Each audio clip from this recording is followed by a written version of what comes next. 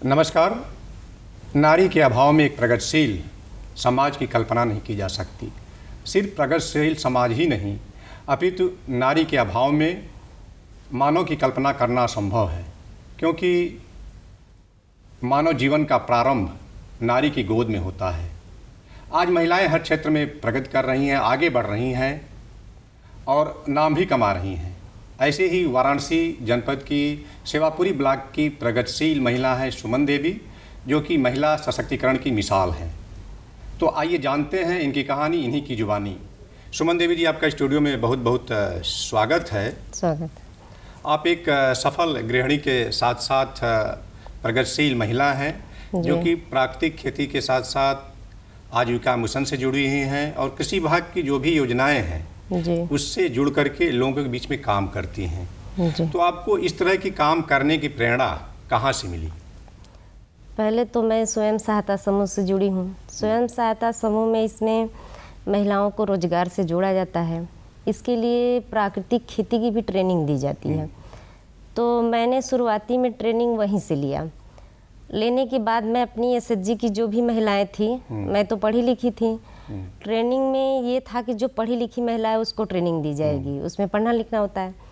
तो हमें ये ट्रेनिंग मिली। तो मेरे पास ये था कि जिसके पास खेत हो, उसके पास पशुपालन हो, उसी को ट्रेनिंग दी जाती थी। तो मेरे पास खेत भी था, मैं पशुपालन भी करती थी। तब मैंने ये ट्रेनिंग लेके खुद मैंने खेती स्टार्ट की, प्राकृतिक खेती। मतलब आपको जहाँ से आप ट्रेनिंग ली स्वयं सहायता समूह में, जी, सेल्फ हेल्प ग्रुप में, हाँ, वहीं से आपको इस तरह की प्रेरणा मिली? वहीं से मिली। मुझे पहले तो मुझे पता ही नहीं था, मैं रसायन को ही जानती थी। मैं नहीं जानती थी कि देसी गाय से खेती हो सकती है, जीरो बजट की खेती हो सकती है। अच्छा अच्छा। फिर धीरे धीरे मैं तो ये प्राकृतिक खेती जो आप शुरू की, तो ये प्राकृतिक खेती है क्या और इसकी शुरुआत आप कैसे की? ये इसके लिए एक देसी गाय का होना जरूरी है। देसी गाय, एक देसी गाय से 1 एकड़ से लेके 30 एकड़ तक खेती हो सकती है। क्यों मैडम देसी गाय को ही क्यों? आजकल तो लोग ज़्यादा देखते हैं कि हाइब्रिड और जर्सी पालते हैं, तो देसी गाय ही क्यों मुख्य आधार है? देसी गाय के गोबर में 300 से लेके 400 करोड़ बैक्टीरिया पाए जाते हैं। जो भैंस होती है उसमें 0 के बराबर होते हैं। जो जर्सी गाय होती है उसमें भी 0 के बराबर होती है। ये बैक्टीरिया केवल देसी गाय के गोबर में ही पाए जाते हैं। तो ये जो बैक्टीरिया हमारे होते हैं, जिसमें इनके गौमूत्र से हम जीवामृत बनाते हैं। जैसे ही अपने खेत में जीवामृत को डालते हैं, वैसे ही केचुआ हजारों की संख्या में, जैसे हम लोग देखे, हमको ट्रेनिंग में बताया गया था कि जो जीवामृत है जीवाणुओं का महासागर है। तो वो इतनी तेजी से केचुआ को पैदा करता है कि केचुआ जो देसी होता है स्वयं खेत की जुताई करता है जीवामृत से। हाँ, जीवामृत। हम लोग हर फसल की जितनी बार सिंचाई करते हैं उतनी बार जीवामृत देते हैं। तो ये जीवामृत है क्या और इसको कैसे बनाया जाता है? अगर हमारे जो भी किसान भाई प्राकृतिक खेती करना चाह रहे हैं तो जीवामृत उसके लिए ज़रूरी है। तो ये जीवामृत आप कैसे बनाती हैं? ये जीवामृत हम लोग 200 लीटर, कम में भी ज़्यादा में भी बनाते हैं। 200 लीटर से ही मैंने स्टार्ट किया था, क्योंकि मेरा 2.5 200 लीटर क्या पानी? हाँ, 200 लीटर पानी में 10 लीटर गौमूत्र और 10 किलो गोबर, 1 से लेके 2 केजी चने का बेसन, और वहीं 1 से लेके 2 केजी तक आपका गुड़ हो गया, देसी गुड़ जो हम लोग के घर में होता है। अब पीपल या बरगद की नीचे की मिट्टी लेते हैं जहाँ पे कोई रसायन ना पड़ा हो। कितनी मात्रा उसकी होनी चाहिए? उसकी 100 ग्राम, लगभग 100 ग्राम। जब हम तो ट्रेनिंग में महिलाओं जो अनपढ़ होती हैं उनको भी सिखा लेते हैं, तो वो वजन तो नहीं करती, लेकिन वो मात्रा जानती हैं। एक अंदाज मिल जाता है कि इतना मिट्टी होनी चाहिए। हाँ, क्योंकि हमने देखा है गांव में महिलाएं हमसे भी ज़्यादा मेहनत करती हैं, काम करती हैं, लेकिन इनको ये नहीं पता था कि देसी गाय से भी खेती होती है। इसका दवा बनाया, फिर वो तो जीवामृत बना, मैंने केचुआ तैयार किया। नहीं, जीवामृत फिर कितने दिन में तैयार हो जाता है? वो 7 से लेके 10 दिन में तैयार हो जाता है। गर्मी में 7 दिन लगता है और ठंड में आपका लगता है 10 दिन। और ये इसको सुबह शाम घड़ी की सुई की दिशा में चलाया जाता है। मतलब सुबह एक बार शाम में 2 बार? हाँ, 1 से लेके 5 मिनट तक हम उसको, 2 से लेके 5 मिनट तक उसको चलाते हैं। ऐसा क्यों कि घड़ी की सुई के ही सामान चलाते हैं? इसका भी एक वो है, अगर से इसको उल्टा घुमाएंगे तो इसकी जो बैक्टीरिया है वो मर जाती हैं। अच्छा। इसको घड़ी की सुई की दिशा में ही चलाया जाता है और इसको तैयार जब हो जाता है तो हम सिंचाई के माध्यम से देते हैं, या तो खेत में नमी हो पौधों के जड़ों में देते हैं, या तो फिर इसको 4 गुना पानी मिला के स्प्रे मशीन में भर के इसको खड़ी फसल पे स्प्रे कर देते हैं। इसका एक बहुत अच्छा फ़ायदा है कि अगर से 1 सप्ताह तक ये दवा जब जीवामृत हम डाल देते हैं खेत में, तो जो नीलगाय है, छुट्टा पशु है, 1 सप्ताह तक नहीं खाते हैं। अच्छा, इसका प्रभाव नहीं रहेगा नीलगाय का, जो कि एक बहुत बड़ी समस्या रहती है। हाँ, बहुत बड़ी समस्या है।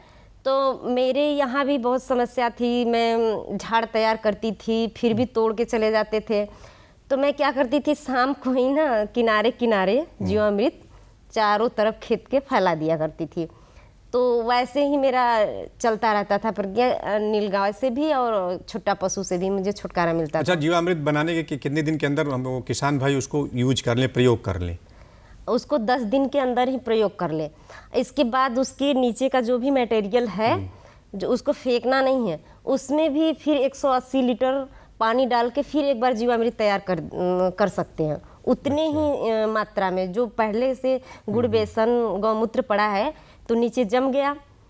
इसके बाद जब हम ऊपर से जीवामृत निकाल लिए तो जो भी मटेरियल बचा है फिर उसमें हम 200 लीटर पानी डाल देते हैं। हर फसल के लिए उसकी मात्रा अलग अलग रहती होगी ना? नहीं, जीवामृत तो अगर से शुरुआती कर रहे हैं तो जितना डाले, जितनी बार सिंचाई करें उतना डाले, उतना ही अच्छा है आपकी नहीं, फसल। कितनी मात्रा होनी चाहिए? जैसे अगर 1 बीघे की खेत है, 1 बीघे में हम लोग 200 लीटर लगभग डाल देते हैं। अच्छा, मैं डालती हूँ। अच्छा, ये तो जीवामृत की बात हुई सुमन जी। उसके बाद बीजामृत, बीज यूज के उपचार के लिए, हाँ, बीज शोधन प्राकृतिक खेती के लिए कि जरूरी माना जाता है। तो बीजामृत क्या है, इसको कैसे आप तैयार करती हैं? बीजामृत के लिए हम लोग लेते हैं आपका 1 किलो, वही हो गया 1 किलो गोबर हो गया, देसी गाय की। हाँ, देसी गाय का, इसमें देसी गाय है, प्राकृतिक खेती में देसी गाय है। इसके बाद हम लोग ले लेते हैं 1 लीटर गौमूत्र, इसमें 5 लीटर पानी ले लेते हैं, 100 ग्राम चूना ले लेते हैं, बुझा चूना। हाँ, बुझा चूना। इस पे भी वही 100 ग्राम मिट्टी ले लेते हैं, वही बरगद या पाकड़ के नीचे की, और इसको चला के इसको 24 घंटा रखते हैं ठंडा होने के लिए। 24 घंटा रख देते हैं। और इसमें बीज, मतलब कि जैसे कुछ ऐसे बीज उसमें छिड़क देते हैं, छिड़क के उसको मिला लेते हैं। और कुछ ऐसे बीज होते हैं जो उसको डुबा देते हैं, जैसे कि हमारे वो हो गया, क्या मिर्चा हो गया, टमाटर होता है, इनके जड़ों को उसमें डुबा के ले जाके खेत में हम लोग तुरंत उसको लगा देते हैं। मतलब उसी से बीज शोधन कर लेते हैं, या पौधों का शोधन कर लेते हैं? सूखे बीजों को कर लेते हैं और नर्सरी को भी कर लेते हैं। हाँ, नर्सरी की भी कर लेते हैं। और इस एक होता है घन जीवामृत। जैसे जीवामृत बनता है वैसे घन जीवामृत बनता है। घन जीवामृत में गोबर होता है, गोबर का हम लोग लड्डू बना लेते हैं, उसको पहले से सुखा के वो 6 महीने के लिए स्टोर करके रख लेते हैं। और कहाँ प्रयोग करते हैं इसको? इसको जैसे हम लोग रसायन में डाई यूरिया का प्रयोग करते हैं ना, छिड़कते हैं, ऐसे ही घन जीवामृत को हम लोग कूट कूट के बोरी में भर के रख लेते हैं। रख लेने के बाद उसको 6 महीने के लिए स्टोर करके रख देते हैं। जब हम खेत की तैयारी करते हैं, खेत की तैयारी जैसे कोई फसल बोना है तो खेत की तैयारी करते हैं, तो हम उसको कोई ना कोई खाद डालते हैं रसायन में, तो उसी जगह हम लोग घन जीवामृत, मतलब बुआई से पहले खेत की तैयारी के समय आप ये घन जीवा को डाल देते हैं? हाँ, घन जीवामृत डाल देते हैं। इसके बाद हमारा फसल हो गया, तैयार हो गया, इसमें कीट पतंग लग रहे हैं तो उसमें हम लोग 10 परड़ी अर्क डालते हैं। मतलब फसल सुरक्षा के लिए? हाँ, फसल सुरक्षा है, कीट पतंगों के लिए।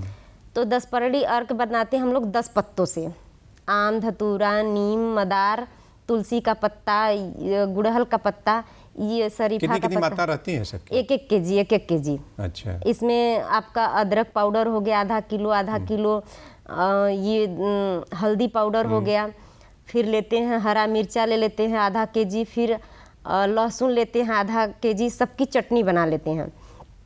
इसको भी 200 लीटर पानी लेते हैं, इसमें भी 10 लीटर गौमूत्र डालते हैं और 10 किलो गोबर डालते हैं। इसको 40 दिन हम लोग उसमें सड़ाते हैं, 40 दिन सड़ाते हैं। इसका भी वही तरीका है, घड़ी की सुई की दिशा में सुबह शाम 1 से 2 मिनट चलाते हैं।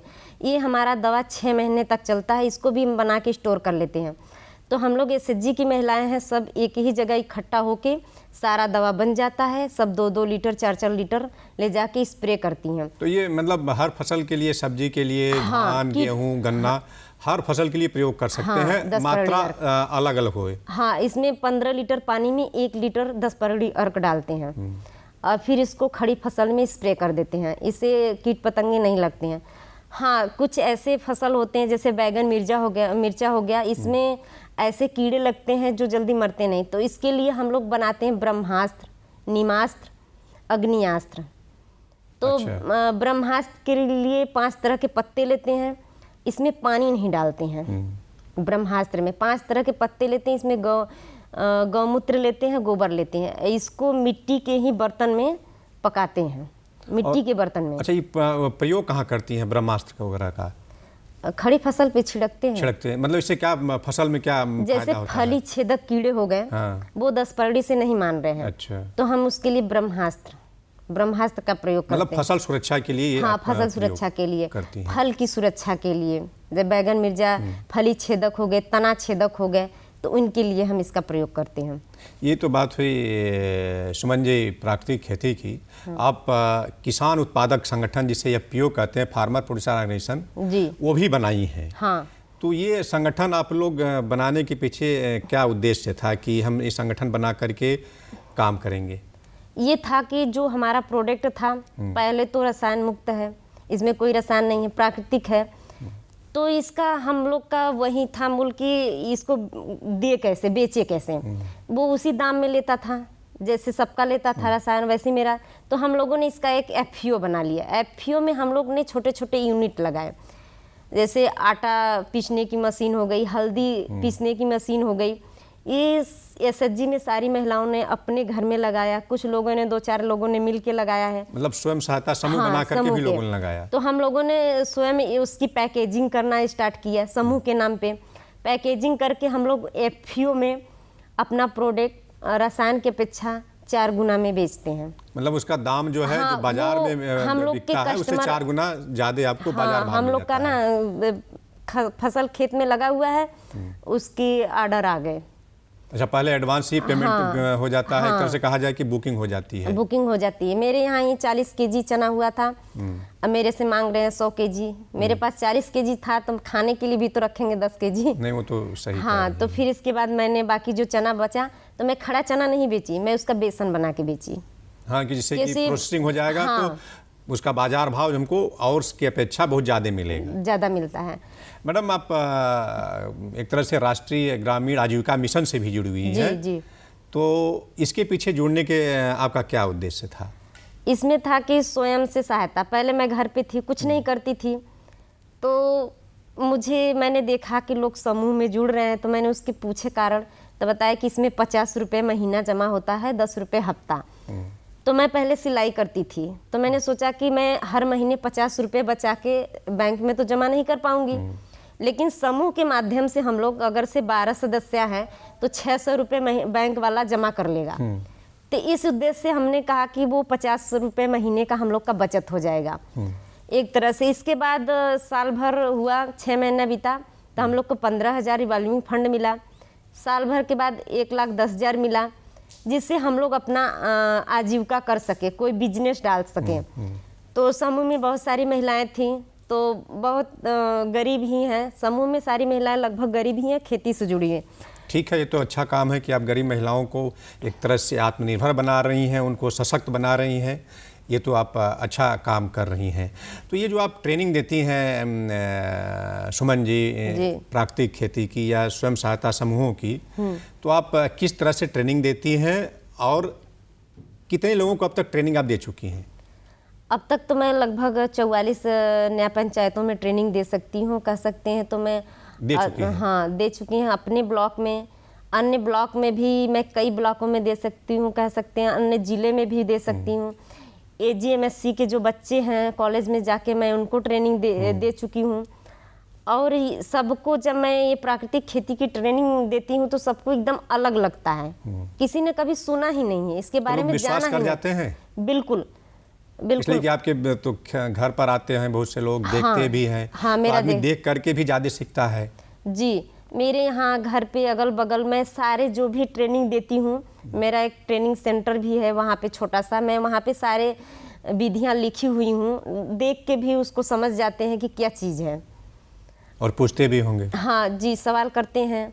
और दवा भी बनी रहती है खेत में, खेती तो होती है तो हमेशा दवा बनी रहती है। दवा को भी देख के पूछते हैं, तो मैं उस ड्रम पे उस दवा के बारे में पूरा लिखी रहती हूँ, लिख देती हूँ। सुमन जी, आपको तो मुख्यमंत्री भी सम्मानित कर चुके हैं जी।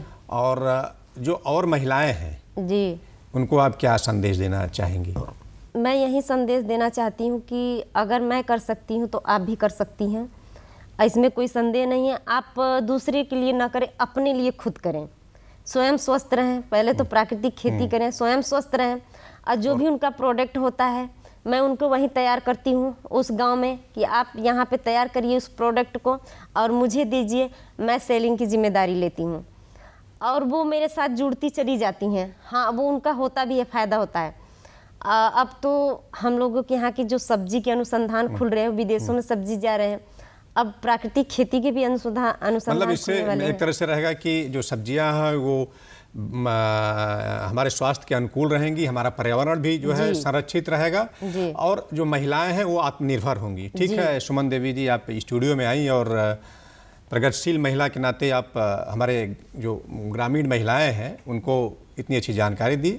बातचीत करने के लिए आपका बहुत बहुत धन्यवाद। नमस्कार। नमस्कार।